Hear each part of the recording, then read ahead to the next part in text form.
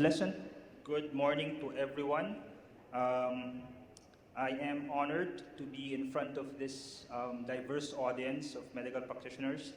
And I know it's challenging to be assigned a lecture at around 11 a.m.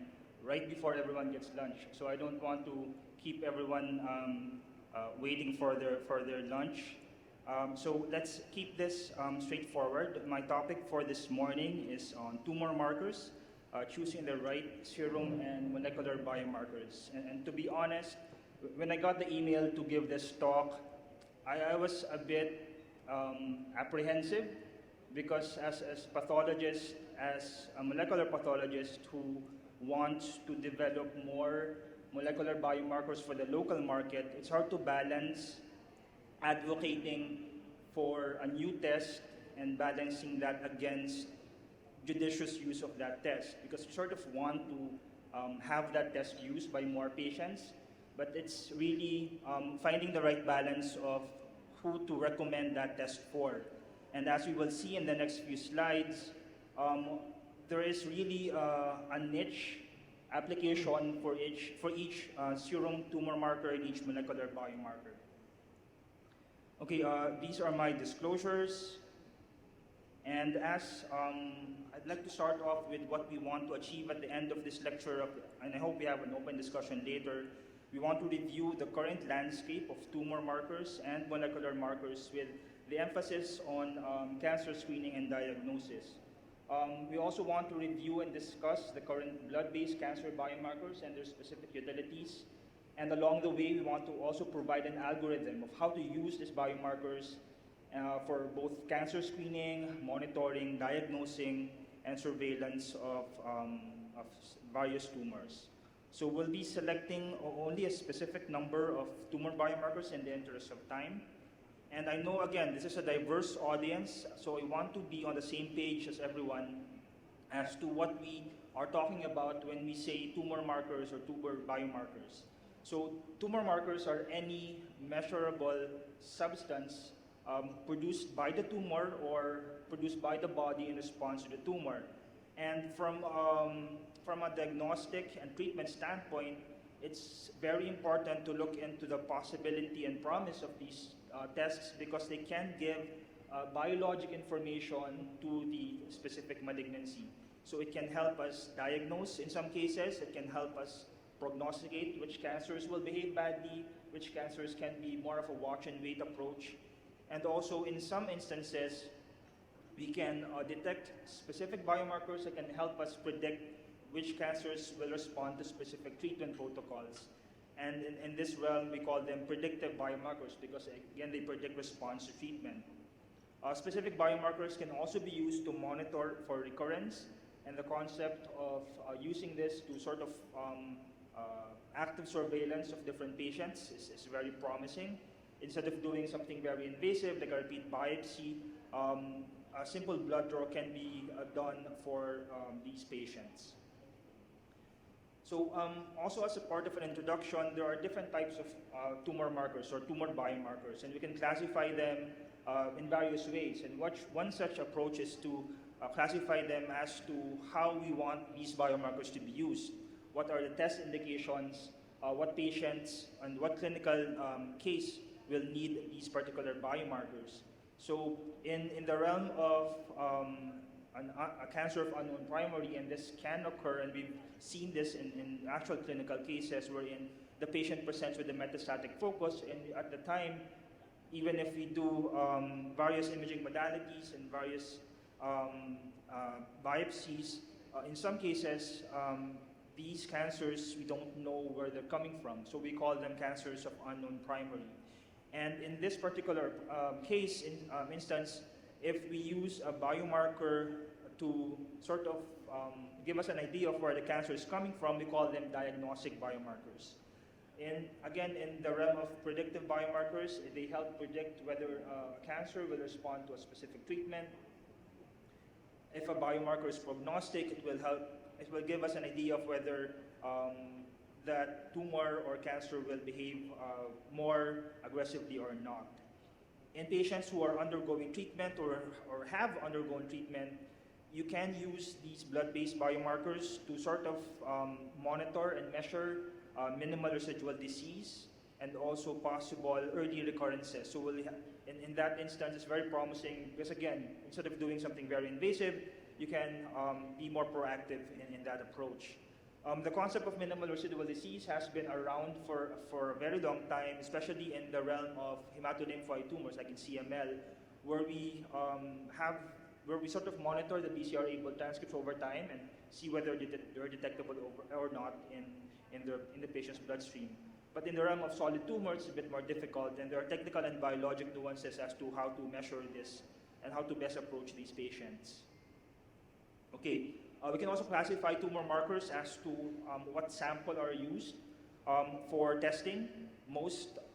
The gold standard, I would say, is still a tissue-based molecular test, which requires a biopsy material with adequate material. So examples of these are immunohistochemical stains, which help us diagnose these tumors, and also PCR-based molecular assays done on the tissue biopsies. Another type of sample that can be used and will be sort of be the bulk of this discussion will be the blood-based biomarkers. Examples of these are serum tumor markers, which I think most of us are more familiar with because they've been here for the longest time, for decades at least. And the more relatively newer molecular biomarkers like CT or circulating tumor DNA, which we will also be discussing in the next few slides.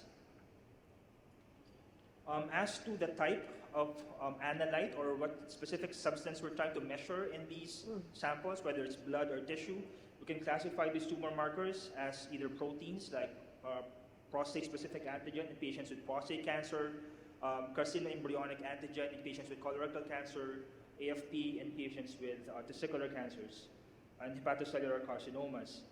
Another type of analyte that we measure are what we call as nucleic acids. They're basically either DNA, RNA, in various forms and lengths, present in both tissue and blood. So again, we will be discussing more on the molecular biomarkers as we move into the latter part of our discussion. Okay, and as a broad overview of what we will be going over for the next few slides, this is our outline for discussion. We will be discussing first serum tumor markers, again, something that we're more familiar with, and then we'll be shifting gears towards more molecular-based liquid biopsy biomarkers in the latter half of the session. Along the way, we will be providing selected examples of these tumor markers, providing specific uses and indications for testing, and also highlighting the limitations of these individual tests.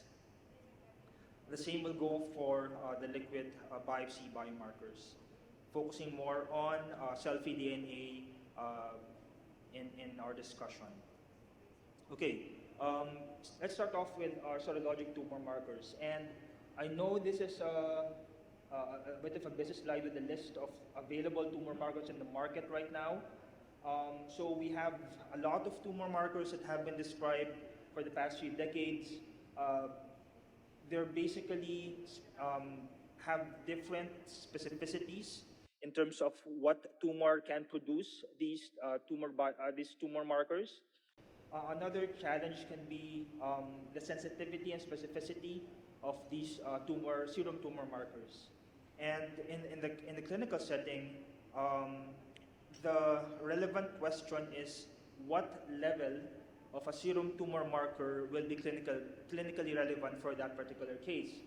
And we will see in the next few slides, is that because you can quantitate these tumor markers from 0 to a certain cutoff, right? What would be the relevant cutoff? Is it 5? Is it 10? Is it 100? For it to be a useful clinical biomarker in that case. So let's start off with PSA or prostate-specific antigen, and this is a fairly common serum tumor marker that has been around for the longest time. As the name implies, it's a prostate-specific antigen, so it's very specific for the prostate, but it's not specific for prostate cancer. It has been described in benign prostatic conditions like benign prostatic hypertrophy, prostatitis, and of course, prostate cancer. So again, the level of the PSA will be dependent, will matter in this in interpretation of the PSA level. Also, these tumor markers, they don't exist in a vacuum. You have to correlate them with, for example, a digital rectal exam, and also the clinical history and family history of the patient, whether the patient has a prominent history of breast, prostate, or pancreatic cancer. So in that particular instance, PSA is still very useful, and it can be used to determine which patients will need an actual prostate biopsy. This is just a summary of what we have right now as to the current guidelines, professional guidelines in the use of PSA as a tumor marker. So at the top, this is 2019. I'll present a more recent snippet from the NCCN. But roughly, if you browse through the different guidelines in these rows, you will see that there are specific age cutoffs as to when you will start using PSA for screening prostate cancer. So it varies depending on the institution and the professional body. Roughly, it's around 40 to 45, 50 in some instances. But an interesting caveat is if there's a family history of prostate cancer, or if there's a germline BRCA2 mutation in the patient's family or in the proband, you can consider going for an earlier cutoff for testing. And then, as to when you will stop screening for prostate cancer, this is a very big question, because we know that prostate cancer is not just one disease, it's a group of diseases. Some are more indolent and some are more aggressive. Right now, we don't have enough information to characterize which ones will behave more aggressively than others. So we have to use these screening methods to balance off harm and benefit for each patient. For example, in patients who are above 70 or 75, if they're in good health, you can go into a discussion with your patient if it's still worthwhile doing PSA screening for prostate cancer. And even in some instances, in some professional bodies, you also consider the life expectancy in the population as to when to stop for prostate screening using PSA. Again, you don't want to sort of start your patient on an invasive process and potentially expose that patient to harm if you continue to screen for prostate cancer at a very advanced age. With that said, let's not forget that PSA is still a very good biomarker. The best evidence from the most recent 2023 version of the NCCN for prostate cancer early detection is that there is still a role for PSA for the early detection of prostate cancer. And again, you have to remember that genetic testing and family history are some of the more recent additions to what we can consider for the age cutoff for testing. And just to highlight this very important caveat from the NCCN, widespread testing in patients who are more than 75 years of age would substantially increase rates of over-detection and is not recommended. Again, each patient is unique, each family profile is unique, so you have to go into an informed discussion with your patient as to the risks and benefits of using PSA. So we're not saying don't use PSA, it's just be aware of these limitations. Another common cancer that we have, especially with younger and younger patients developing colorectal cancer, a particularly useful serum tumor marker for colorectal cancer is CEA, or carcinoembryonic antigen. Okay, so it's very important to remember this is not designed to be used for screening in patients with undetected cancers. The established role of CEA in serum CEA for colorectal cancer is more in the realm of monitoring and surveillance of a patient who is already diagnosed with colorectal cancer. Also be aware that it's not specific for colorectal cancer.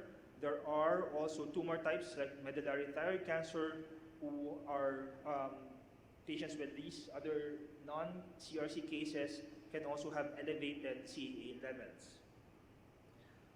In the realm of surveillance and monitoring, it's useful to establish pre- and post-treatment baseline levels before and before you for it to be sort of maximize the use of this tumor marker.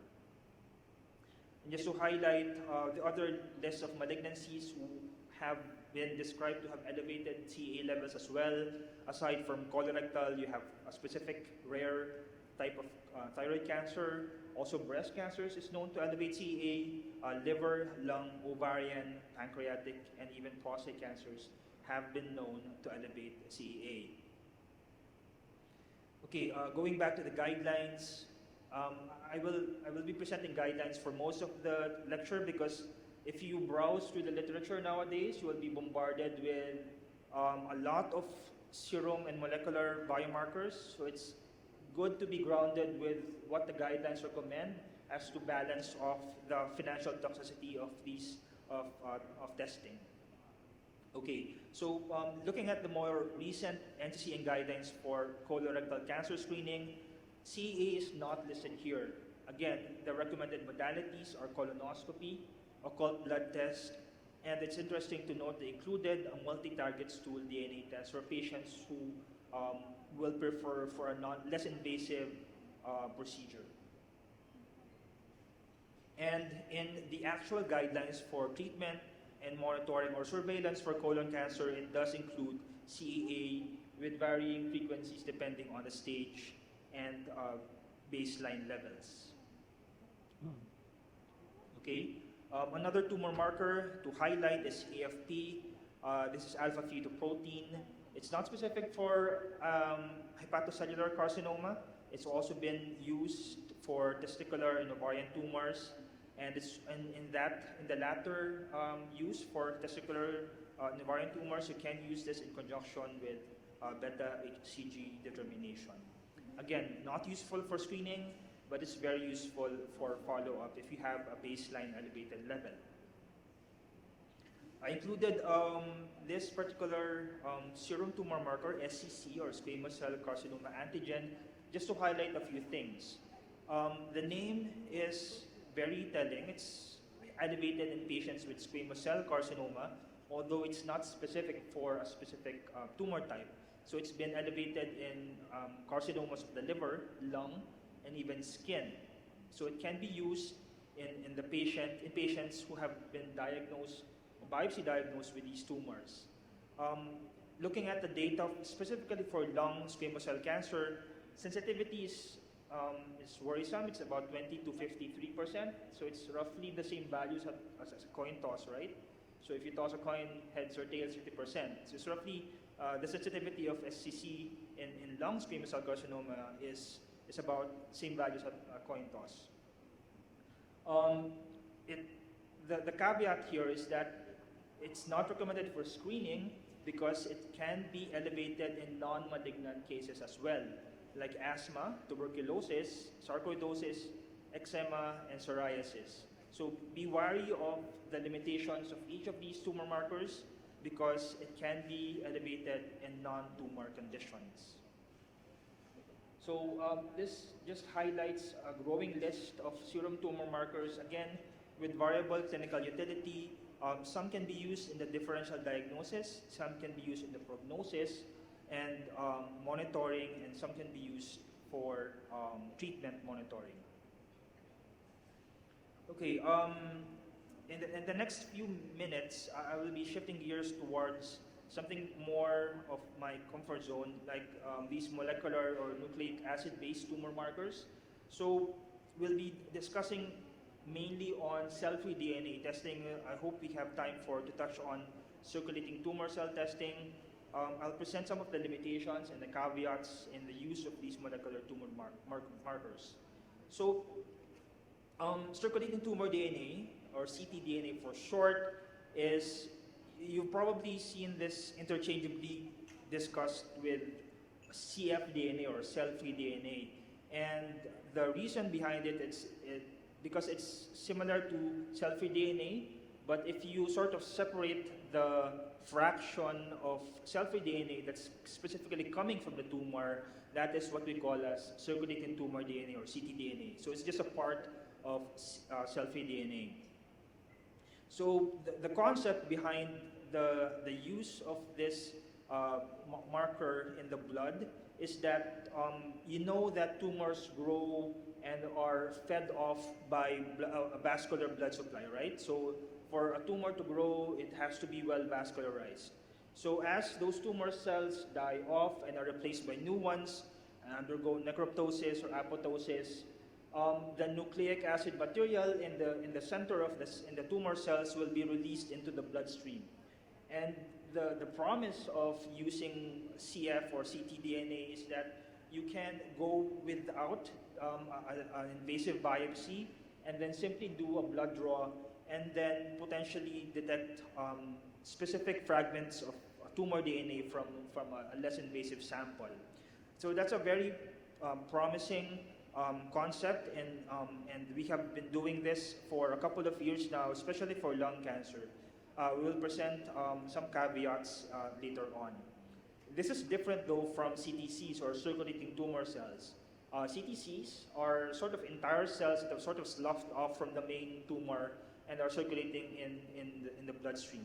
So it's a different detection method, a different technology that we use to measure CTC. There are numerous clinical trials that have been described the value of doing CTC measuring, but the clinical use of CTC is very limited as to the current setting. So again, going into the promise and potential of doing a liquid biopsy instead of doing an invasive tissue biopsy, again, you can potentially diagnose a malignancy. You can potentially monitor the level of ctDNA in that cancer patient. And then if you administer treatment, if the levels of that tumor-specific DNA goes down, you can sort of assume that your treatment's working. And as the patient is being monitored, if the level of ctDNA goes up, you can assume that the patient is probably going into relapse or the tumor is recurring somewhere. So that's a promise of liquid biopsy. And that's an interesting concept because these are the potential applications of doing this method given the technology that we have right now and given the ability of measuring these biomarkers in the blood. So I keep on saying potentially, right? Because everything has potential, but let's separate the research realm where we can do these things and look into the clinical utility of these biomarkers. What we can do for the patient on Monday when we see them in the clinic. And we have to balance that off because the clinical reality of doing liquid biopsies is hard, right? These tests are pretty expensive, and in the healthcare system such as ours, where patients pay mostly out of pocket, right? So you have to balance the financial toxicity of doing these fairly expensive tests on a patient who's paying out of pocket, and you have to reserve those funds for treatment, right?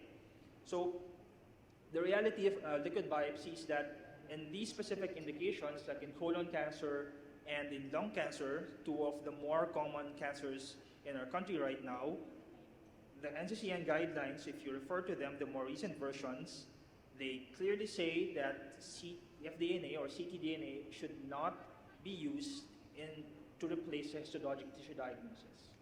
So it's meant to complement, so you can use it to complement the care of and monitoring of your patients, especially in specific instances wherein, for example, a limited tissue biopsy has been consumed or is not available anymore for molecular testing.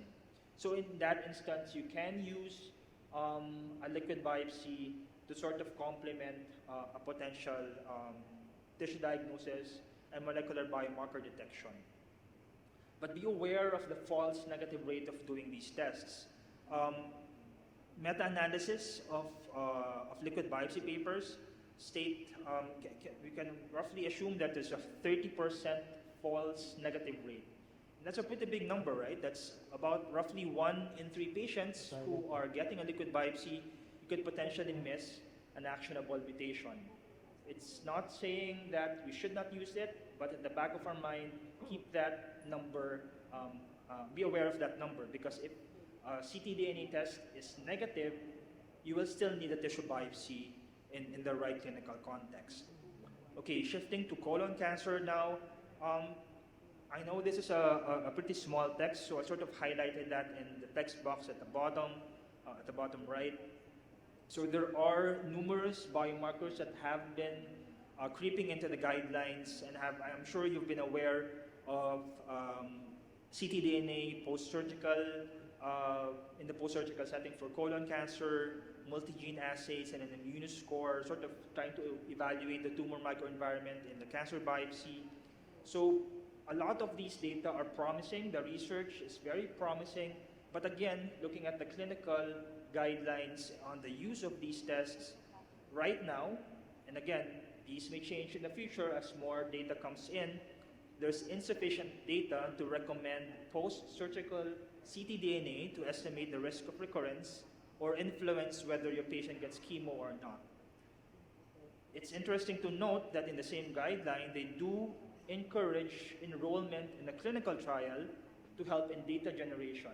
Because again, in the next few years, we may see these guidelines come up in the clinical guideline testing. But right now, data is insufficient for clinical testing. I would recommend going into a discussion with your patient if they're interested to pursue these tests, but keep in the back of our mind the limitations and the guidelines currently for the use of these biomarkers.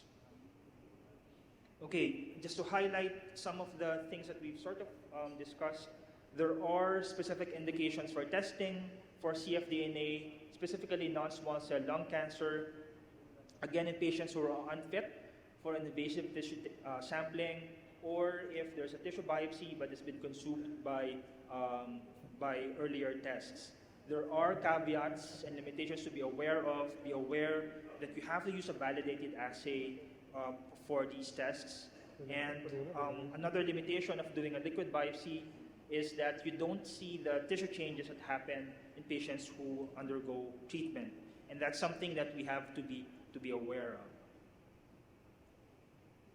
Okay, as I wrap up, this is just my personal pragmatic take. In a low resource setting, in the clinical setting such as ours, the choice of a biomarker has to be, the choice of a biomarker, whether you choose to test or not, has to be influenced by these factors.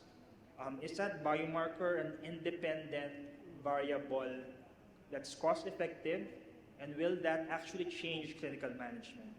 Or is there a more practical current alternative that can be used in lieu of a more expensive test that will yield to the same clinical management down the line? So again, I have to balance this with my special interest in molecular pathology, wherein I want to advocate for more testing, but I have to balance that off against the cost effectiveness and the financial toxicity of these tests. So I'd like to wrap up with something that Albert Einstein said, that not everything that can be counted counts. So it's not that you can do something, you should do it, right? Not because the test is available, you test for it. And not everything that counts can be counted. And be aware of the fact that data and research is ongoing for these biomarkers, and everything that I said in the past few minutes can change. And with that, good morning and thank you for your attention.